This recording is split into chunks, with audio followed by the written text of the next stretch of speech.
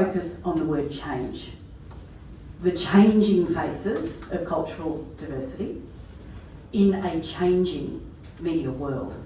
So I've put together some data points which I think are interesting, and I want to share them with you to help to illustrate where we find ourselves today in terms of media and also in terms of who we are as Australians. And you can think about what is meaningful in that for you and what you would like to take out of it. I hope you might find the data points useful. I mean, you might find them useful perhaps for impact. We were talking about that just before morning tea.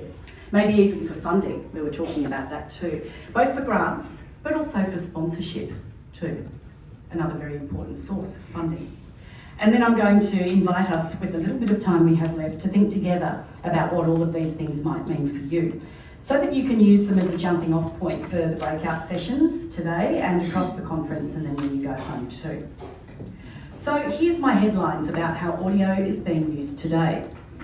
Firstly, I'm pretty optimistic about the audio industry overall. I think it's really important to be that way.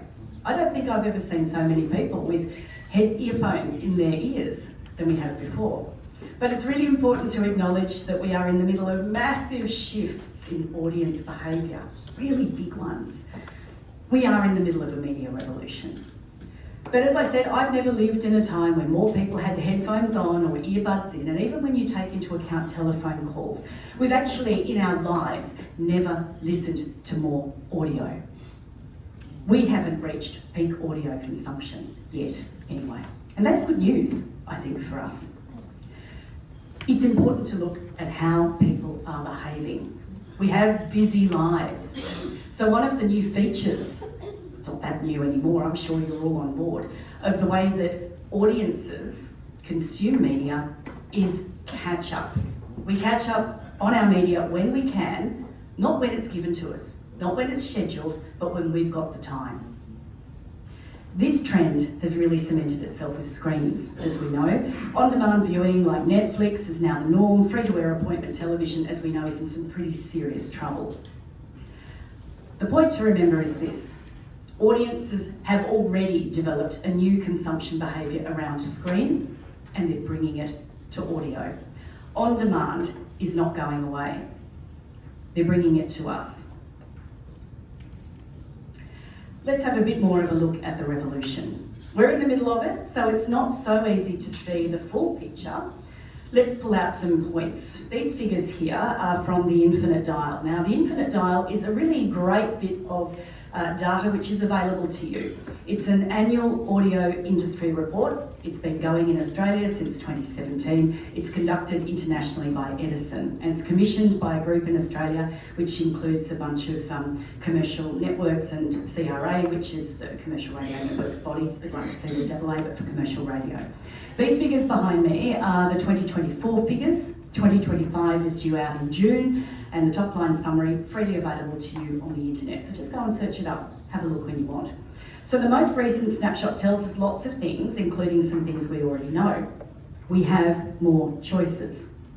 And audiences are experimenting with what audio they choose and how they use it. Right now, large-scale change is mostly driven by audiences, and yes, technology plays a role, but it's a servant technology. The listeners are the masters. They're the ones making the choices. So here are some interesting trends. Total audio listening in Australia is very high. Great. More than 9 in 10 of us, 94%, have listened to some audio in the past week. That's great news for all of us. People are using their ears. If you're making audio, they could potentially be listening to you. The second point, Infinite Dial says that live radio listening is holding steady. 8 in 10 of us, 81%, have listened to some radio in the past week. But it also shows that how we access live radio is changing. A third of radio listeners now are streaming their radio online, at least some of the time. So that might be including via your phone, it could also be via your tablet or your laptop. You can even stream the radio on TV and in your car these days as well. And wasn't it interesting last week to see the BBC announcing that they will be shifting away from terrestrial broadcasting and going straight to streaming, to online delivery within the next 10 years. That's their goal. So that's something to keep in mind. It will be interesting to see what the Infinite Dial survey looks like in a couple of weeks' time for the last 12 months. The third thing is, while radio remains steady, other kinds of audio are growing, specifically podcasting and other kinds of audio on demand. So there's that catch-up stuff. It can include things like catch-up radio programs, segments, podcasts, audio books. People are using all of these things. And again, how they stream podcasts and audio on demand. Did you know that one of the fastest growing platforms for podcast listening is actually YouTube? Yes. Yeah. Okay, so you already know this, right? Fantastic. You know that they're not necessarily coming to traditional radio. Okay, this is really important.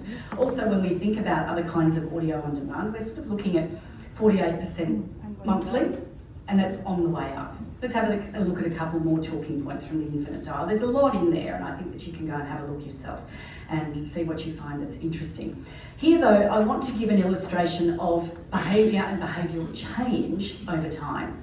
So this slide, I've taken it directly from the Infinite Dial's 2024 survey. It shows what people do in cars. Now, cars are interesting spaces to us because they are the second biggest place that we listen to the radio. First biggest place is in our homes, second biggest place is in our cars. And there are a lot of people who only listen to the radio in cars. They don't listen to it anywhere else. Cars are important to us for all of those reasons. This is what Australians were listening to in their cars over the last 12 months. There's a lot of music, as you can see. That would be some radio, plus also some music streaming, some CDs, downloaded music, and a fair bit of talk as well. Radio again, plus also podcasts. Now this is just a snapshot. It's a moment in time. It's 12 months. But I think that in audio, we need to be interested in trends, how things are changing and in what direction. There's two numbers here that I think are very interesting, or three really, the top three: music streaming, podcasts and radio. So I wondered about what the trends are for these data points, not necessarily the snapshot. So I looked back as far as I could into the Infinite Dial to see if I could find some comparative numbers. So the first Infinite Dial was released in 2017 for Australia. It's the first set of comparative numbers. So I just put the two of them together, I mashed them up. This is how much Australia's changed in 7 years. Australian radio listening has actually gone up a bit in 7 years. Now the survey numbers don't tell us why more people are tuning in, but I can make some guesses. Elsewhere in the Infinite Dial, it shows there's been a jump in people aged 12 to 34 listening to a particular kind of radio, streamed radio. And audio streaming has nearly doubled in the past 2 years. Data plans are more affordable now. Smartphones are affordable too. In fact, they're very clever these days. It's much easier to get to radio on your smartphone than it was, say, 7 years ago. So it's possible that the rise that you see here is being driven by radio just being more available on younger people's instrument of choice, which is their phone. Possible, that's just a guess from me. The music streaming number I think is absolutely fascinating. Now keep in mind that Spotify didn't actually even arrive in Australia until 2013, a bit over 10 years ago, right? So in just a decade we've gone from no one in cars streaming music to half of us in cars streaming music. That's a massive jump, isn't it? It's really big. And likewise, podcasts have risen from a very low base to more than a third of Australians listening to them in just a few years. And I'm interested to see what that number looks like in a couple of weeks, because the Infinite Dial survey for the UK was released last week, and that number's jumped to 50%. More than half of people in the UK are now listening to podcasts. It's rising fast. Now, what can we draw from this? Up to you. Well, I'd say that we are already listening to all of these things for shorter periods of time, because we haven't all suddenly got 25 hours in the day or 30 hours in the day, but we're listening to more things. So I'd say we're listening to more things, but for a little less time each. It's got implications, hasn't it? And I think one day soon, we might end up reaching peak audio listening. And at that point, people are going to stop looking for new things, or slow down anyway. And instead, they might start to rationalise. They're going to get rid of some of the clutter in their streaming apps and their podcast players. So I'd be worried about competition from those platforms that listeners clearly love. I'd be worried about music streaming. I'd be worried about podcasts too. And if I'm worried about those things, I want to be there and competing. Depends on how you take a threat, but that's how I take a threat. One more note about audio on demand consumption from the infinite dial. I think this one's quite interesting. Listeners are definitely choosing podcasts with original material, okay? You can see that, that's the green numbers there. But can you see the yellow numbers? They're also choosing catch-up radio. That is to say, they are consuming a recording, a best of, if you like, of a radio program that's already been to air. Now, as radio makers, we need to think about catch-up radio as more than just catching up. If a listener doesn't have time to tune into your show when you're on air, because, you know, what is it, an hour a week, 2 hours a week maybe? For some of you it's more, I know, but for some of you that might be all it is. If your listener at the moment misses that show, it's gone. They don't get you for the week. But if you are available for catch up when the audience member, when the listener does have time, they can still spend that time with you. And you may not have to do very much to cut up your program and pop it on a website, make it available in, I don't know, a CBAA app. I'd go and talk to John about that if I were you. You can make the opportunity for your listener to spend time with you every week when it suits them. There are added bonuses. If they hear something really great on your radio show and they want to recommend it to a friend, they don't just tell them about it, they can actually send them a link.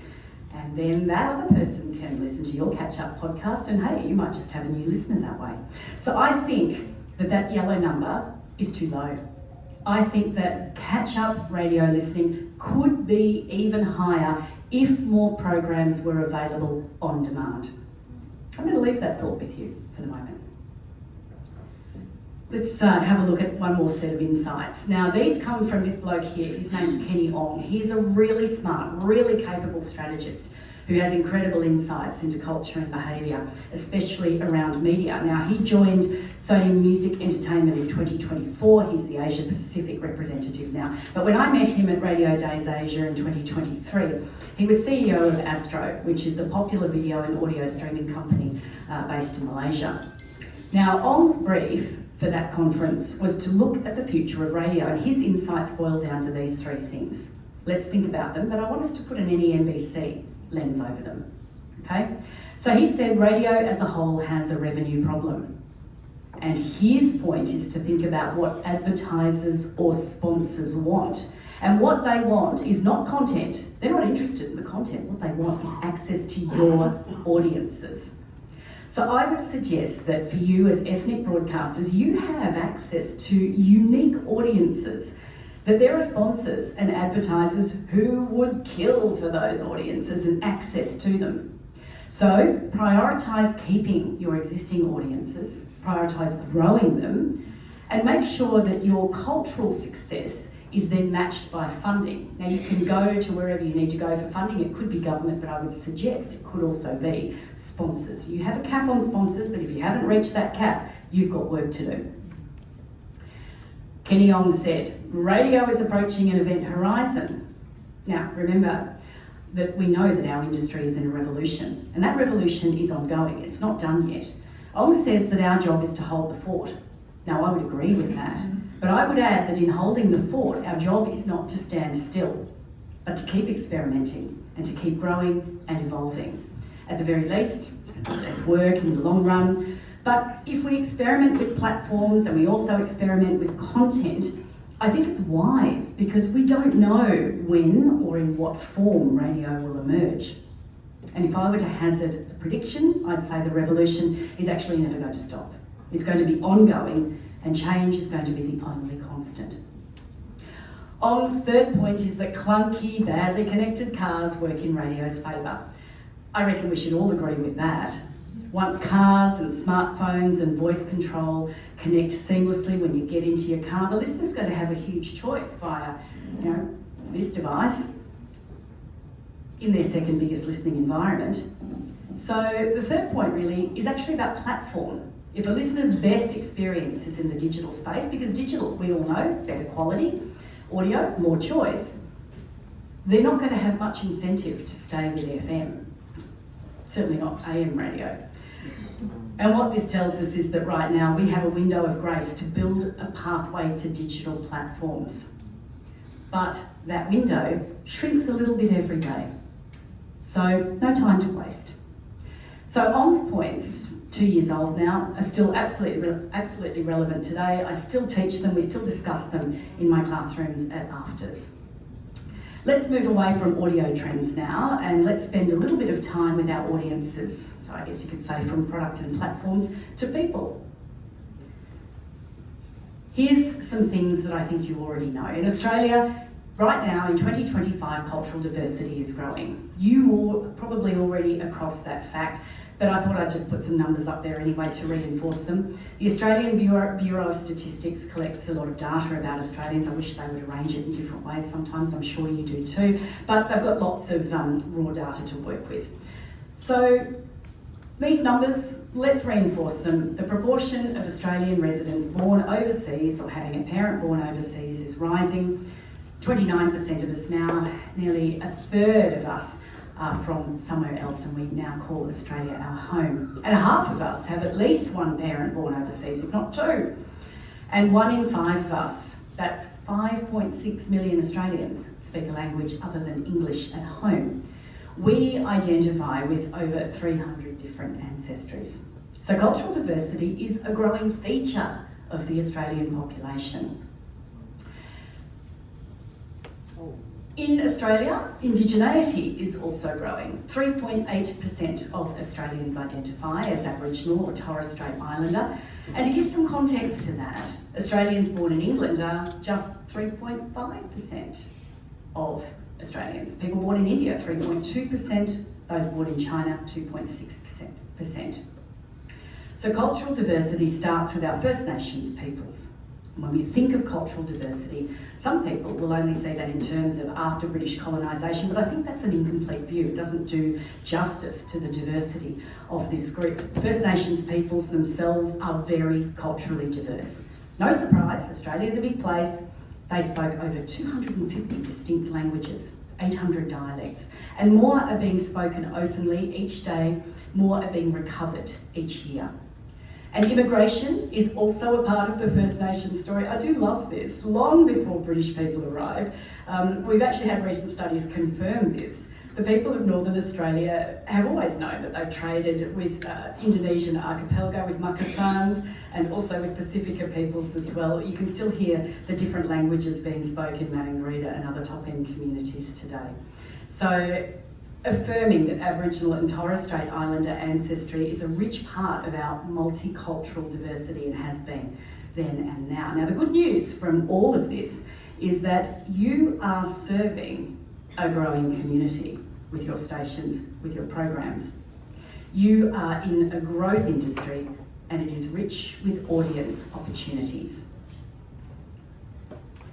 So let's look at where our cultural communities and the media intersect. And I'm sure that this next bit also isn't news to you, but it's good to reaffirm. While we are a culturally diverse nation and are becoming even more diverse each year, most of our mainstream media is sadly lacking. Now, this data is from Media Diversity Australia, and it looks at who is on camera in Australian newsrooms. Now the full report, I can see if you'll be taking pictures, the full report is actually available on the Media Diversity website, just search it up. There's also a report that precedes this one too. And I think that if you've got a little bit of time at lunch, you should talk to Paula Kruger here, who's here taking photographs of me right this moment. She is the CEO of Media Diversity Australia, and I think that she has a lot of interest in what you do and can provide you with some interesting insights and help and support. Now, what this report shows is that people of culturally diverse background, particularly those of us from non-European backgrounds, are very underrepresented in mainstream media. Now, that is aside from SBS and NITV. Okay, they do a really great job. But mostly, we're not very visible. We're certainly not visible at the rates that we are in the general population. Interestingly, this survey does actually show there was a slight improvement in representation of people from non-European backgrounds, but there's a really long way to go. So I think there's two ways to look at this situation. The first is good news for you. There's a massive gap for whole communities in Australia that you can be serving. Go for it. It's a window of opportunity. You're already connected with your community, particularly your local communities. And I think that's a double opportunity for you. Yes, SBS is there. Yes, NITV are there. But they seek to reach a national audience. That's the remit.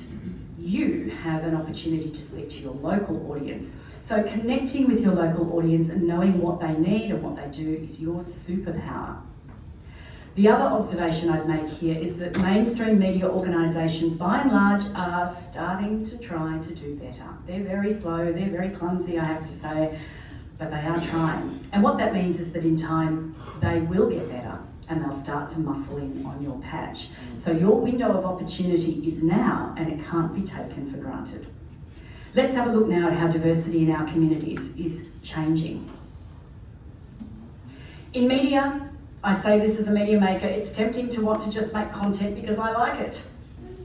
You probably do the same from times, make content because you like it, and you just expect the audience to turn up, right? Sort of build it and they will come attitude. Now, in media, it always was a bit of a danger, but I think it's even more so today because we have more competitors than ever. You have more competitors than ever for the audiences that you want. So as we've noted, in Australia, cultural diversity is growing, but it's also becoming more complex because we're not just migrants anymore. We're also children and grandchildren of migrants. Culturally diverse audiences are not one homogenous group. We are changing, and we have changing media needs to match our changing lives. And today, competition for listeners' time and attention is no longer local the way that it might have been 30 or 40 years ago. It is now global. Migrants come to Australia with established media habits and they don't have to give them up because they have the internet. Of course, we all do. If a listener can hear their favourite radio station from home via an app, what's to say that they should be listening to you? What are you offering them that they can't get somewhere else? Are you even there where they're accessing the other app? Can they choose you instead of what they can get from home? These have to be really important questions for every one of you right now. Are you growing and changing with your target community? What job are you doing for your community? What can you give them that they can get only from you and nowhere else? The other really important question here, I think, in your content is, where is your audience? In radio, many of us develop the habit of thinking that broadcasting is one way. You know, we talk, they listen. And yes, it was like that once upon a time, including when I started, but those days are well and truly gone. People are accustomed to interacting and to having a say. They have new media habits. They make comments. They have likes or downvotes, upvotes. They make their own media if they don't like yours. Everybody's out there making reels and TikToks and experimenting with their own podcasts or whatever. So you have to make media that features your community. As on-air guests, what about collaborating as co-hosts? What about having them in as talkback callers, as people who send comments to you via text, via your station's social media pages? You can't just make media for people anymore, you have to make media with your audience. Are you making media with your audience? If not, the opportunity is in front of you and you can get onto it reasonably quickly, and you might want to as well. So here we are in 2025. We're in the middle of a media revolution. People are listening to more audio than ever before, and they have more to choose from than ever before too. But you have a platform. Fantastic. You get to choose what to do with that platform, even better. And at the same time, your community can choose whether they want what you're making and when you're making it for them. So your job now is to choose wisely. You have a platform, what will you do with it? That's your question to ask yourself for the rest of this conference, possibly for the rest of 2025, maybe even later on.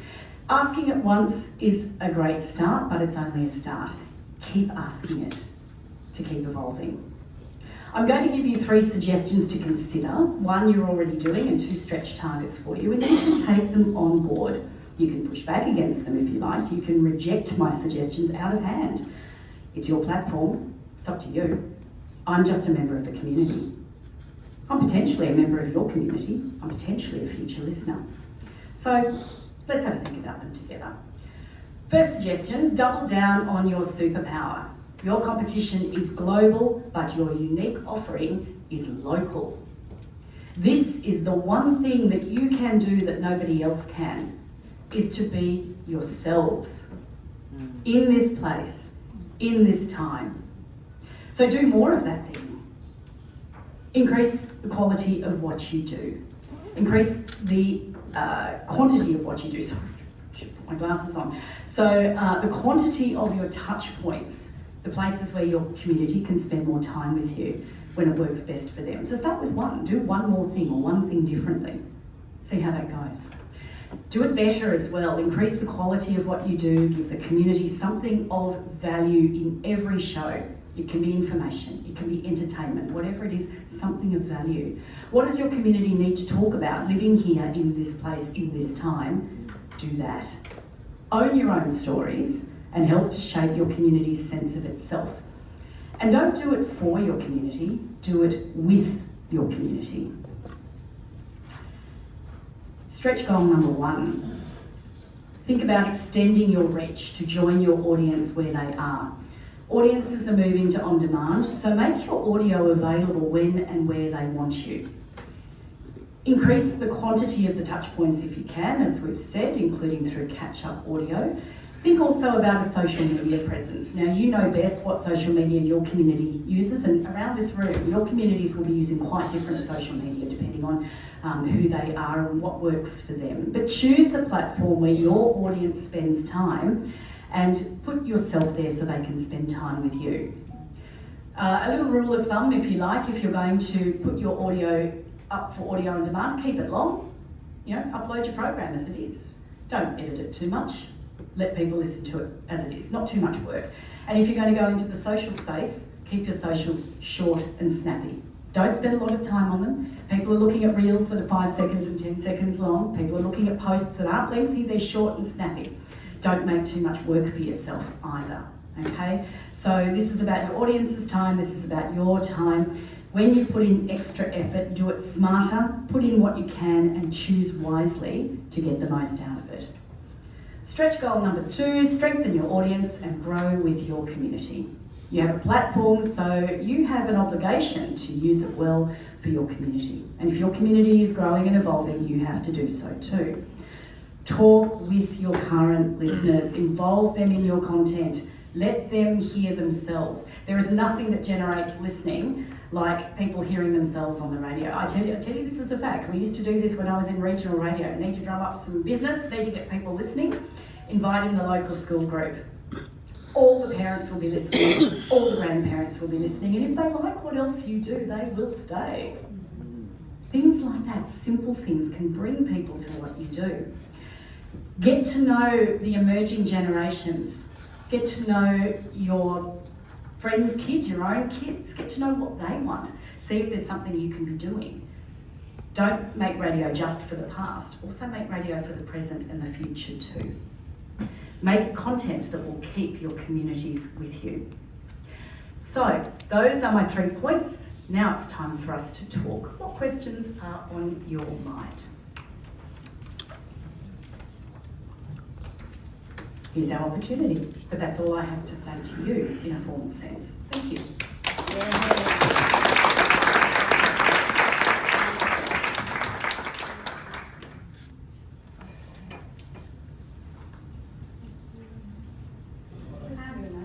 Hello, it's working. Good morning, I'm Carito from Western Australia. Well, I'm originally from Colombia, I have to clarify that. But yes, I'm from Western Australia from 89.7 FM. And thank you so much for such an amazing and very insightful speech. I have a question. I know probably it's not for NEMBC, but you know, given that we have the CEO CBAA here as well, we have a fantastic app which is the Community Plus Radio Plus app. I have two questions. Is it fencing to Australia? Just to Australia, or people can download it overseas and do that? And also, sort of the radio station, or the two radio stations we have, one has a podcast in iTunes, and the other one is the podcast is in the website, so all the shows get pre-recorded.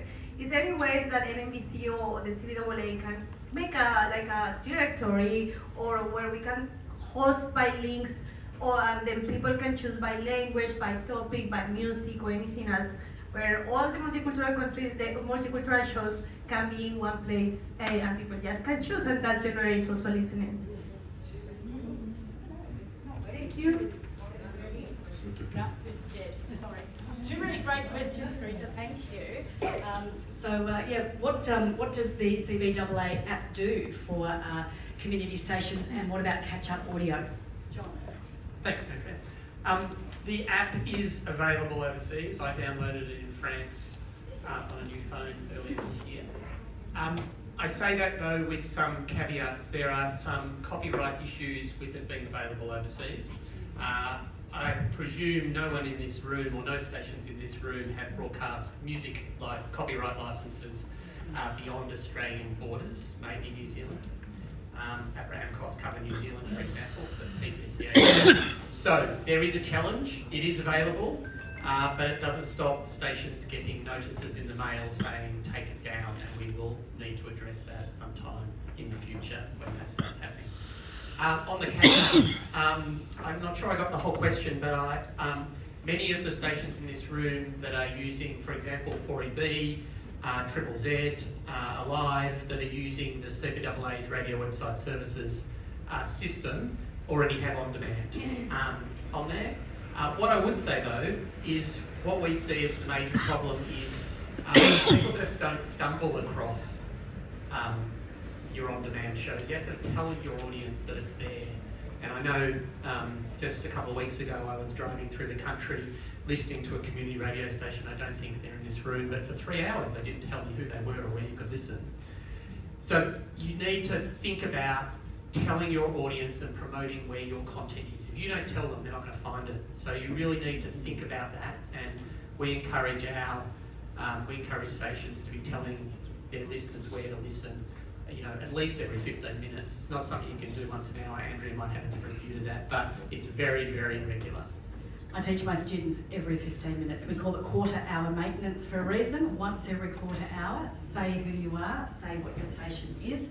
And a shout out to 4EB. Eduardo is in the room, I know. I know that The Wire is available on Catch Up because I have seen it on the website, because they say it in their program as well. So where are you, Eduardo? You were there a moment ago.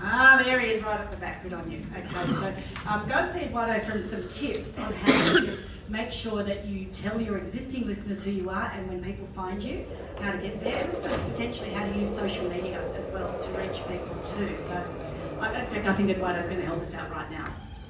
Okay, well, I'm going to move a little bit over here, so, okay. Speaking to that mic, Eduardo, anyone would think you've never used a microphone before. I know it.